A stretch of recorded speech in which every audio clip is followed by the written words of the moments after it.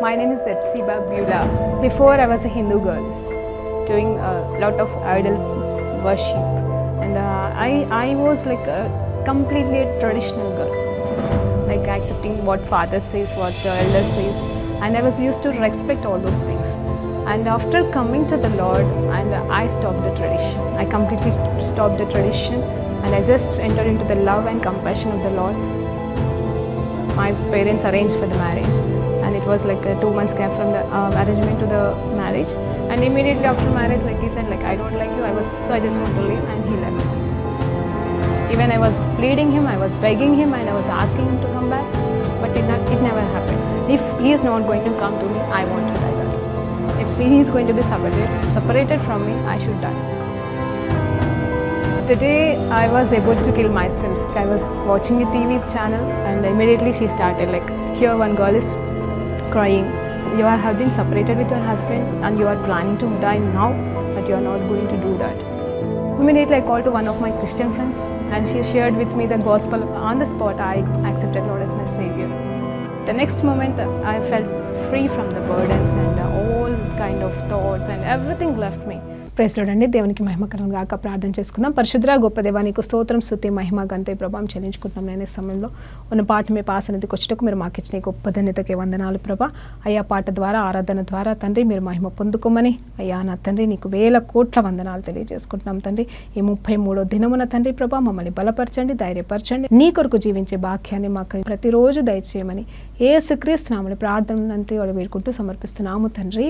ఆమేన్. Praise Lord అండి. దేవునికి మహిమ కలుగును గాక. మరి ఈరోజు దేవాది దేవుడు మనకి ఇస్తున్న పాటతో ముందుకు సాగుదామండి. మరి చక్కటి పాట, హోసన్న గారి పాట.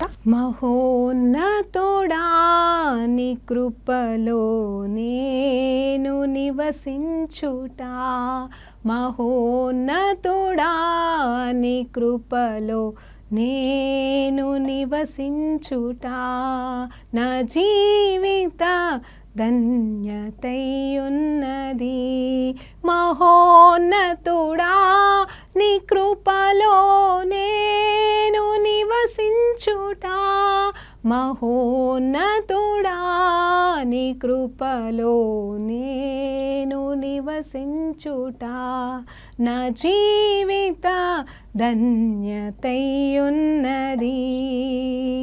మోడు భారిన జీవితాలను చిగురింపజేయగలవు నీవో, మోడు భారిన జీవితాలను చిగురింపజేయగలవు నీవో, మారానుభవం మధురముగా మార్చగలవు నీవు,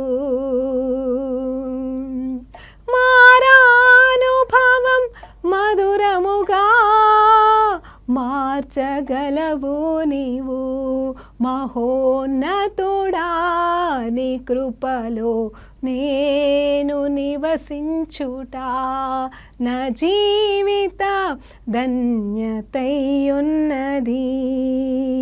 ఆకువాడక ఆత్మఫలములు ఆనందముతో ఫలించనా, ఆకువాడక ఆత్మఫలములు ఆనందముతో ఫలించనా, జీవజలముల ఊటైనా, జీవజలముల ఊటైనా నీ ఒరను నన్ను నాటితివా, నీ ఒరను నన్ను నాటితివా, మహోన్నతుడా నీ కృపలో నేను నివసించుట, నా జీవిత ధన్యతయున్నది.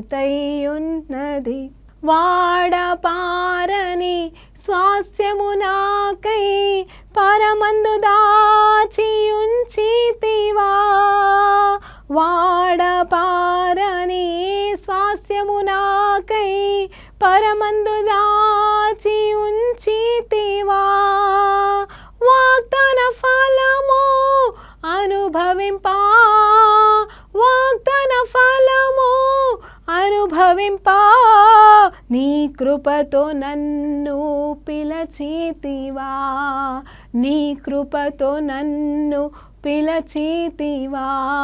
మహోన్నతుడా నీ కృపలో నేను నివసించుట నా జీవిత ధన్యతయున్నది. మహోన్నతుడా నీ కృపలో నేను నివసించుట, మహోన్నతుడా నీ కృపలో నేను నివసించుట నా జీవిత ధన్యతయున్నది, నా జీవిత ధన్యతయున్నది. హల్లెలూయా. దేవునికి మహిమ కలుగునుగా. కానీ చూడండి, ఆయన కృప అంట మరే మనతో నిత్యము నిరంతరము తోడే ఉండదంట. దేవునికి మహిమ కలుగును కాకండి. ఆయన కృపలో వర్ధిల్లుట, ఆయన మహోన్నతుడు కాబట్టి ఆ మహోన్నతుని చాటుట కాపరిగా ఉంటుండగా ఆయన రెక్కల కింద మనము భద్రపరచబడ్డం అనేది నిజంగా ఎంత ధన్యత అండి, ఎంత ధన్యత. మరి పాట పాడిన రీతిగా కాసేపు ఆరాధన చేసుకుందాం. స్తోత్రం నాయనా, స్తోత్రం నాయనా, స్తోత్రం నాయనా. నిజమే తండ్రి, నువ్వెంత గొప్ప దేవుడవు తండ్రి, రాజుల రాజు ప్రభుల ప్రభులో తండ్రి నాయనా. మాతో ఉన్న దేవా, మాలో ఉన్న దేవా, మా మంచి కాపరి నీకు స్తోత్రం. రీఖాబా శరణా మల ఇంది రీకి సిఖా తూరి హల్లబా షందరని కాసిక తూరి కలబా. పరిశుద్ధాత్మ దేవా నీకు స్తోత్రమయ్యా, నీకు మహిమ, నీకు ఘనత, నీకు ప్రభావములు చెల్లిస్తుండగా అయ్యా తండ్రి ప్రభా, మా జీవితంలో ప్రభా ఎండబారిపోయిన ప్రతి పరిస్థితిని చిగురింప చేయమని అడుగుతున్నానయ్యా. ఏ బిడ్డకి ఏ మాట కావాలో ఆ మాటతో వారిని బ్రతికించయ్యా. అయ్యా ఏ బిడ్డకి ఏ అవసరత ఉందో ప్రభా నైనా ఆ అవసరతలు తీర్చినైనా వారిని తృప్తిపరచు దేవా, నీకు స్తోత్రమయ్యా. ఓ రాబా శ్రీకాందరబా అడుగుడి అంటున్నావు తండ్రి, ఇవ్వబడినన్నావు తండ్రి ప్రభా. అయ్యా అడుగుతున్నాము తండ్రి మధ్యాహ్న కాల సమయంలో రీకాబా షరాబా ఓ రీబారానే ఖరాబా రికరందరి కాసిక తురి కలబా. Thank you Lord, thank you Lord, thank you Lord, thank you Lord, thank you Lord. రీ హలానా కాష కరబా ఓ రీ బాబా సకందూరి హలమా శ్రీకందరబా. Thank you Lord. గొప్ప దేవా నీకు స్తోత్రం, మహోన్నతుడ మహాగణుడా నీకు స్తోత్రమయ్యా, మా మంచి కాపరి నీకు స్తోత్రమయ్యా. తండ్రి నీకు వందనాలు ప్రభా.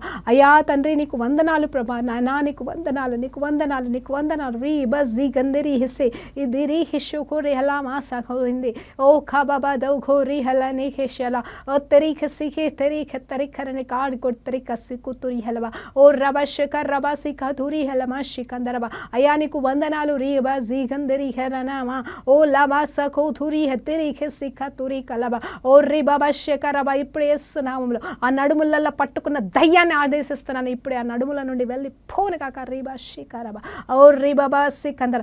ఎముకల్లో దాగి ఉన్న దురాత్మ శక్తుల నుండి ప్రభానైనా బిడ్డలకి విడుదల కలుగును గాక. వారి శరీరాలు నా ఎముకల్లో అవయవాల్లో ప్రభానైనా తండ్రి అయ్యా నీ జీవం ప్రవహించును గాక. నాయన నీ నుండి కానివి ఏవైతే పెట్టబడిన వాటి వేర్లతో పాటుగా పెర్రకి వేస్తుండగా ప్రభా నీ సంపూర్ణ స్వస్థత కార్యములు అయ్యా బిడ్డ అంతరంగంలో జరుగుతున్నాను కా. నీకు వందనాలు, నీకు వందనాలు. మహోన్నతులు తండ్రి రీఖాబా శిఖందరబా సారాబా శకరబా. నడవలేని వారు నడుచుదురు గాక రీఖాబా. నిలబడలేని వారు నిలబడుదురు గాక. మాట్లాడలేని వారు మాట్లాడుదురు గాక. ఇస్తున్నాము రీఖాబా జింగిందిరి హిస్సి ఈ కాలోకు రీహసి నిరేబా సారోహ ఆ రాగా షుకు రీహబా సికందరబా. ఓ థ్యాంక్ యూ జీసస్. గొప్ప దేవా నీకు స్తోత్రం, నీకు స్తోత్రం, నీకు స్తోత్రం, నీకు స్తోత్రం. అయ్యా నీకు వందనాలు. ఓ మా సఖా రోకో షిఖారాబా. Thank you Lord. Holy Spirit God thank you Lord, thank you Lord. Touch them Lord, touch them Lord, touch them Lord. Lord నీ అభిషేకంతో ముట్టండి అయ్యా, నీ ఆత్మ అభిషేకం చేత తాకండి ప్రభా. అయ్యా అయ్యా తండ్రి నీకు వందనాలు ప్రభా. వారి జీవితాల్లో ప్రభా చిగురింపును కలగజేయబడును గాక. అయ్యా తండ్రి జీవ ఊటగానైనా వారి జీవితంలో ప్రవహించునా తండ్రి. ఓ రాజా నీకు స్తోత్రం అయ్యా. అయ్యా తండ్రి ప్రభా ఈ ఖా కూలి ఖందే హే ఇకరకసు కుదిరి హెషలబా ఇందిరినికి సీదూరి హలవ శిఖందరబా. Thank you Lord. గొప్ప దేవా నీకు స్తోత్రం అయ్యా. నానా నీకు వందనాలు, నీకు వందనాలు, నీకు వందనాలు. ఓ బదిరి బసి కందూరి హలబా ఓ రీ బాబా సఖా రనా ఖషరా. Thank you Jesus. గొప్ప దేవా నీకు మహిమ, నీకు ఘనత, నీకు ప్రభావములు చెల్లిస్తూ ఈ స్తుతి ఆరాధన ప్రార్థన సమర్పిస్తున్నాము తండ్రి. ఆమేన్. ప్రైజ్ లార్డ్ అండి. దేవునికి మహిమ కలుగును గాక. మరి దేవాది దేవుడిస్తున్న ఈ చక్కటి పాటను బట్టి దేవునికి మహిమ అండి. మొదటిగా కృప గురించి ఆలోచన చేద్దామండి.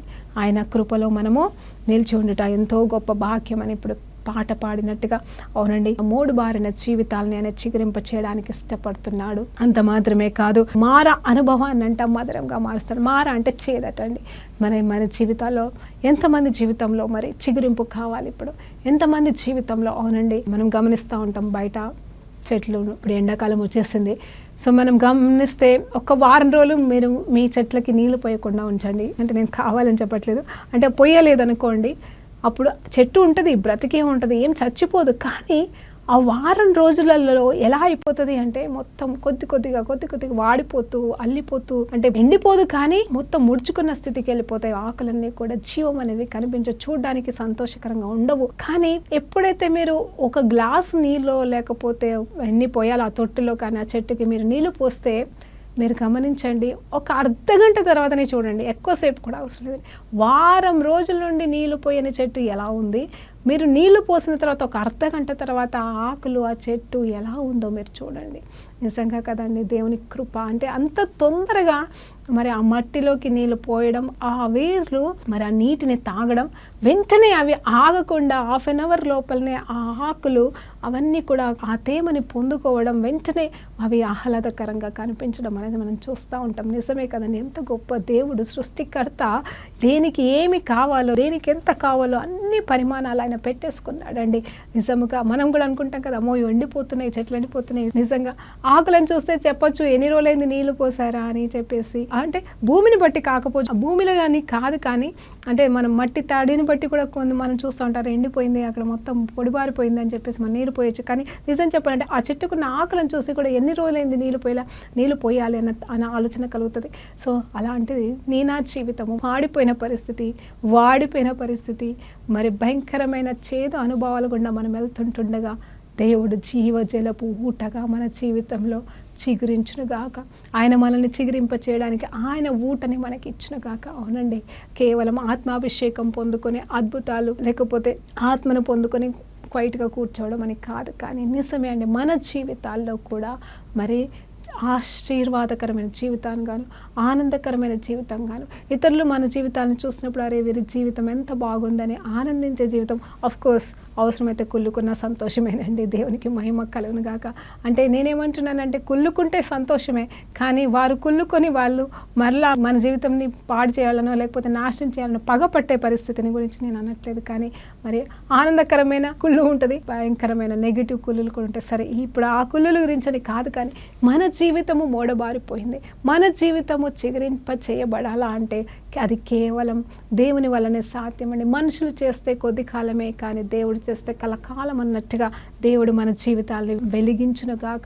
ఆయన మన జీవితాన్ని ఆనందకరంగా మార్చబడునుగాక, మార అనుభవాన్ని మధురంగా మార్చునుగాక. నిజంగా అండి, నేను సజీవ సాక్ష్యం అండి, దేవునికి మహిమ కలుగునుగాక. నేను అనుకుంటాను, ప్రభా నేను ఎప్పుడు కూడా నా గురించి అంత ఎక్కువగా నేను ఎప్పుడు చెప్పేదాన్ని కాదు. గత 7 సంవత్సరాలుగా అంటే నా జీవితంలో జరిగిన ఎప్పుడో ఒక మాట, ఎందుకంటే వాక్యం అర్ధగంట చెప్పడానికి సరిపోయేది, ఎక్కువ సాక్ష్యాలు చెప్పేదాన్ని కాదు. కానీ ఈ 40 రోజులలో దేవుడిచ్చిన ప్రేరేపణ బట్టి నేను అనుభవించిన కొన్ని అనుభవాలను చెప్తూ మరి సాక్ష్యపూర్వకంగా మరి నా గురించే నేను చెప్తా ఉన్నానండి, నన్ను క్షమించండి. కానీ అంటే నా పట్ల దేవుడు చేసిన కార్యాలు ఎక్కువగా నేను చెప్పడం అనేది జరుగుతుంది. సో ఈ మార అనుభవాన్ని కూడా నేను ఒకసారి జ్ఞాపకం చేస్తున్నాను. నా జీవితం, నా సాక్ష్యం మీరు గమనిస్తే 3 వారిపైన నా జీవితం నిజం చెప్పాలంటే ఎండిపోయే స్థితి, అంటే అసలు నాకంటూ ఎవరు లేని పరిస్థితి, అందరుండి కూడా అనాథగా మిగిలిపోయాను, ఇంకెందుకు నా బ్రతుకుని చచ్చిపోవాలనే పరిస్థితిని గుండా నేను వెళ్తున్నప్పుడు మరి దేవాది దేవుడు ఒక మాట రూపంలో, ఒక వీడియో రూపంలో వచ్చి మరి దర్శించి నా కోసం బ్రతుకు అనే ఒక మాటనిచ్చి, అవునండి ఆయన వాక్కు పంపి బాగుపరిచే దేవుడు అంటే ఆ దేవునికి స్తోత్రం కలుగును గాక. 107వ కీర్తనలో ఉంటుంది కదండి,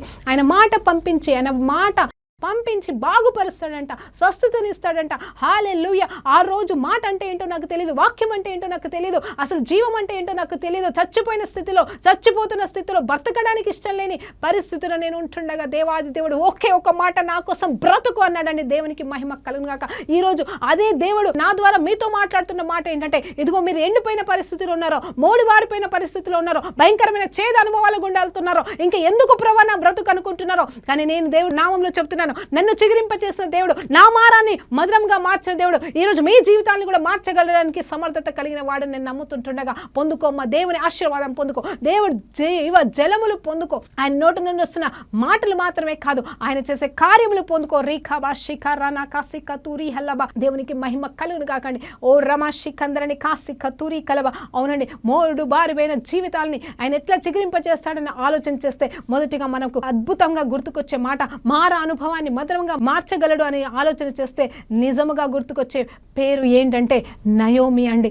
నయోమి అంటే తీపి అంట.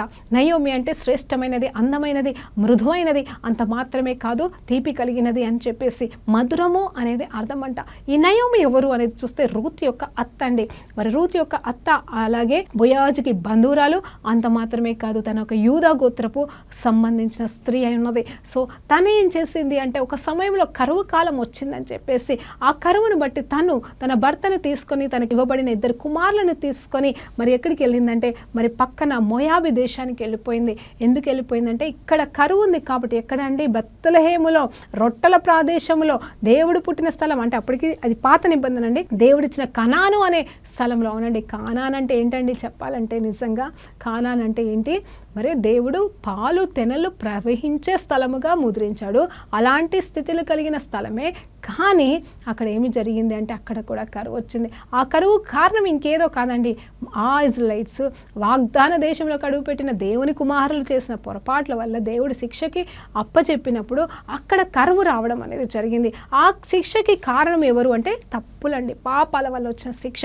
దాన్ని బట్టి దేవుడు కరువుకు అప్పచెప్పినప్పుడు, ఆ కరువుకు అప్పచెప్పినప్పుడు వారు ఆ శిక్షను అనుభవించుకుంటూ అక్కడ ఉండలేదు. కానీ నయోమి తన భర్తతో పాటుగా మరి పక్కన మరి మోయాబి దేశానికి వెళ్ళిపోయి అక్కడ బాగుంది అనుకుని వెళ్ళిందా, అక్కడ మరి కరువు లేదనుకుని వెళ్ళిందా, మొత్తం మీద వెళ్ళిందండి. అయితే తను ఒంటరిగా వెళ్ళలేదు, కానీ భర్తతోనూ 2 పిల్లలతో వెళ్ళిన ఆ స్త్రీ అక్కడికి వెళ్ళిన తర్వాత మరి పిల్లలు పెద్దగయ్యారేమో, ఎన్ని సంవత్సరాలు ఉన్నారు అనేది మనకు అక్కడ రాయబడలేదు. కానీ కొన్ని సంవత్సరాల తర్వాత మరి అక్కడ ఉన్న స్త్రీలతోనే, అంటే అక్కడున్న ఆడబిడ్డలను తీసుకొని మరి 2 కొడుకులకు పెళ్ళిళ్ళు కూడా చేస్తుందంట. 2కి పెళ్ళిళ్ళు చేసిన తర్వాత మరి ఆ కొడుకులు చనిపోవడం, తన భర్త కూడా చనిపోవడం, తను ఒంటరిగా అయిపోవడం, ఆ స్త్రీలు విధవరాళ్ళు అయిపోవడం, మరి 3 విధవరాళ్ళు ఏం చేయలేని పరిస్థితిలో అక్కడ కూడా బ్రతకలేని పరిస్థితి, వారి జీవితం అంతా కూడా మరి ఎండిపోయిన స్థితి, మోడుబారిపోయిన పరిస్థితి, మరి చేదు అనుభవాలతో వాళ్ళు ఉన్నారు. మొగదిక్కులేని సంసారం అంటే కుటుంబం అయిపోయింది. అలాంటి పరిస్థితిలో నయోమికి ఏం అర్థం కాక, మీరు చిన్నపిల్లలు, ఇంకా మీరు ఆడపిల్లలు, మీరు వెళ్ళండి మీ కుటుంబాలతో, మీ తల్లిదండ్రులతో మీరు వెళ్ళిపోండి, మీకు మళ్ళా వాళ్ళు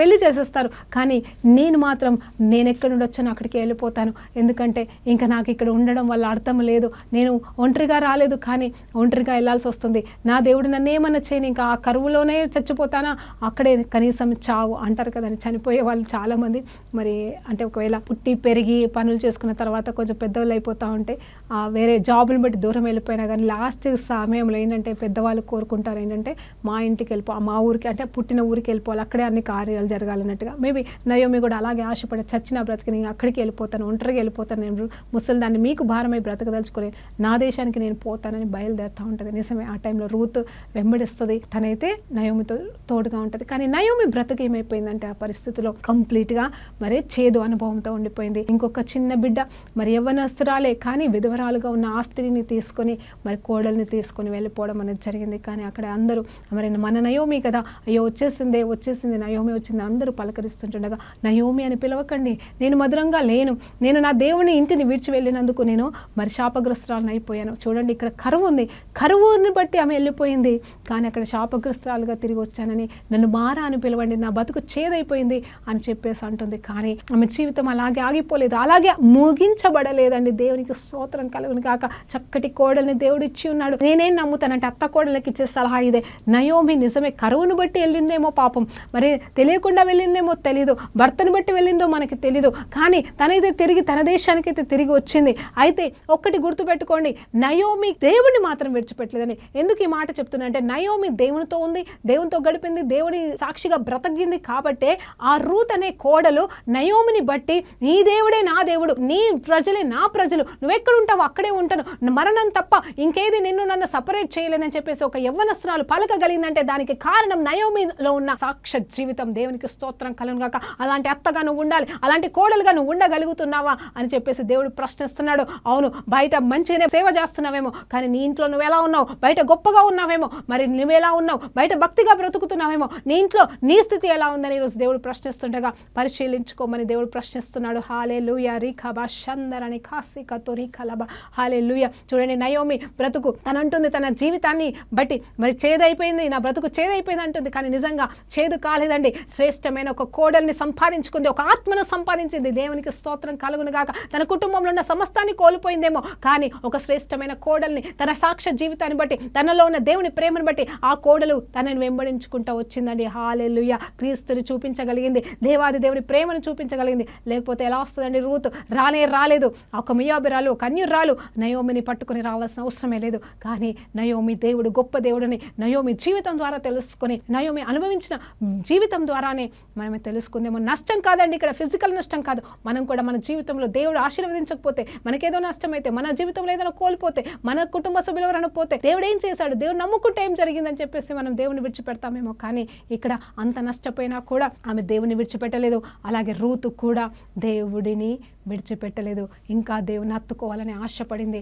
అలాగే వచ్చింది. నిజం చెప్పాలంటే మారా జీవితాలే, చేదుకరమైన జీవితాలే వాళ్ళు పర్సనల్గా అనుభవిస్తున్నారు, కానీ దేవుడు కలిగి ఉన్నారు. అందుకోసమే తిరిగి వచ్చిన వెంటనే దేవుడు ఉన్నతమైన స్థితిలో అటు నయోమిని, రూతుని ఇద్దరిని గణపరచలేదా అండి? అంటే అదంతా చెప్పడానికి ఇప్పుడు సమయం లేదు. కానీ ఏదేమైనా సరే మారా జీవితాన్ని మధురంగా మార్చేశాడు. ఇప్పుడు మన జీవితంలో కూడా మనం మారదాము. ముందు మన మనస్సులు మార్చుకుందాం, మన జీవిత విధానాన్ని మార్చుకుందాం, మన బ్రతుకులని మార్చుకుందామండి. దేవుడు మన జీవితాన్ని మార్చడానికి ఆయనతో సంసిద్ధంగా ఉన్నాడు. మనం ఇష్టపడకపోతే, మనం లోపడకపోతే, మనము ఆయన దగ్గర సాగిల పడకపోతే మన జీవితం సాక్షార్థకరం కాలేదు. మన జీవితాల్లో మధురం అనే అనుభవం రాలేదండి. హల్లెలూయా. దేవునికి మహిమ కలుగుగాక. మధురం అంటే నిజం చెప్పాలంటే కేవలం ఆస్తి అంతస్తులు మాత్రమే కాదండి, బంగారం వెండి మాత్రమే కాదు, అన్ని కలిగి ఉండటం అనేది ఆశీర్వాదమే కాదనట్లేదు. కానీ అవన్నిటికంటే శ్రేష్టమైన దేవుడు కలిగి ఉన్నాడనే గొప్ప ఆశీర్వాదం అనుకుంటే ఈ లోకంలో ఇంకేమీ అక్కర్లేదు.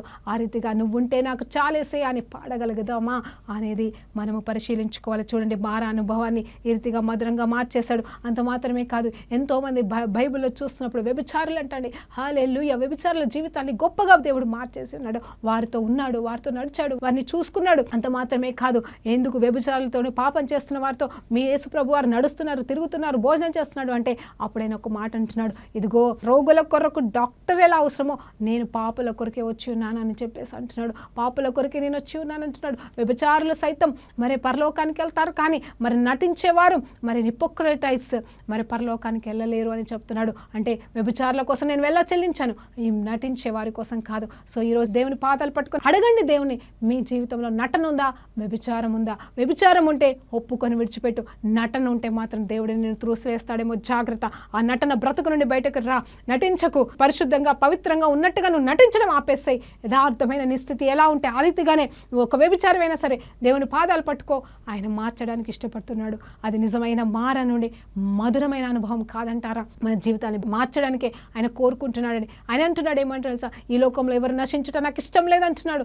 అవును, అంత మాత్రమే కాదు, పాత నిబంధనలో చెప్తున్నాడండి. అప్పటికి యేసు ప్రభు వారు రక్తం చెందించలేదు, వెల చెల్లించబడలేదు. అప్పుడే అంటున్నాడు, నా వైపు తిరిగితే చాలంట, నా వైపు తిరిగితే చాలంటున్నాడు. అవును, మీరు అడ్డదారులు వెళ్ళిపోయారేమో, నీచ మార్గంలో వెళ్ళిపోతున్నారేమో, కానీ తిరగండి, నా వైపు తిరిగితే చాలు. మిమ్మల్ని నేను నాశనానికి అప్పచెప్పడం నాకు ఇష్టం లేదు, కానీ మీరు మార్చబడి నా వైపు తిరిగితే చాలు. నేను మార్పునే కోరుకుంటున్నాను, మెంచే కోరుకుంటున్నాను, మిమ్మల్ని కాపాడడమే నేను కోరుకుంటున్నాను. కానీ మీరు చేయవలసిందల్లా నేను కాపాడలేను, కానీ మీరు నా వైపు తిరిగితేనే ఇది సాధ్యం. కాబట్టి నా వైపు తిరగమని దేవుడు బ్రతిమలాడుతూ ఉన్నాడండి. అవునండి, ఆకువాడ కానీ చెప్పేసి మనం పల్లవిలో పాటలో పాడుకున్నట్టుగా మరి ఒక చెట్టుని ఆలోచన చేద్దామండి. మరి ఆ చెట్టు ఎంత పెద్ద చెట్టు, ఎంత భయంకరమైన, మొత్తం దానికి మొదల్లోకి వెళ్ళే పాటు అంటే వేర్లు కాదు, కానీ మామూలు కొట్టేసి పడేస్తారండి.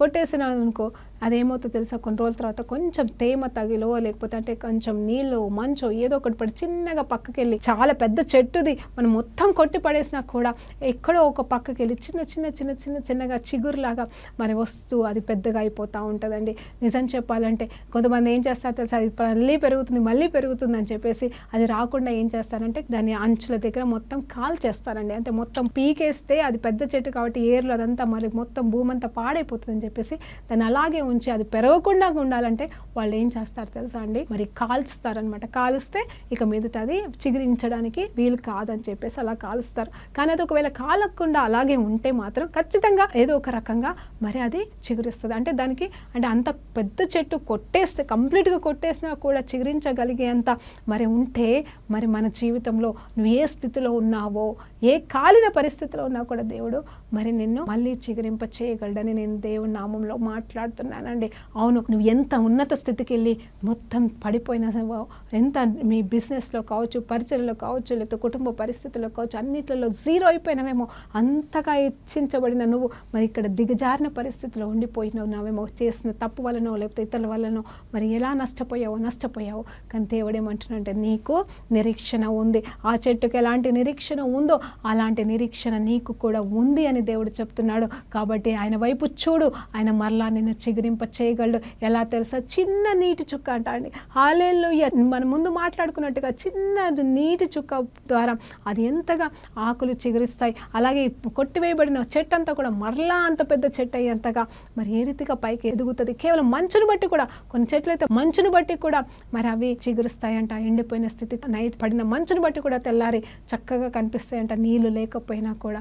అదండి నిజంగా చిగురింప చేయబడ్డం అనేది. అలా మనము కూడా ఆయన సన్నిధిలో మనం వర్ధిల్తే, ఆయన వాక్యంలో మనం ఎదిగితే, ఆయనలాగా మార్చబడ్డానికి ఇష్టపడితే మన జీవితాలు కంప్లీట్గా నెరవేర్చబడతాయండి. అంటే కంప్లీట్గా కూడా సంపూర్ణమవుతాయని దేవుని పేరట.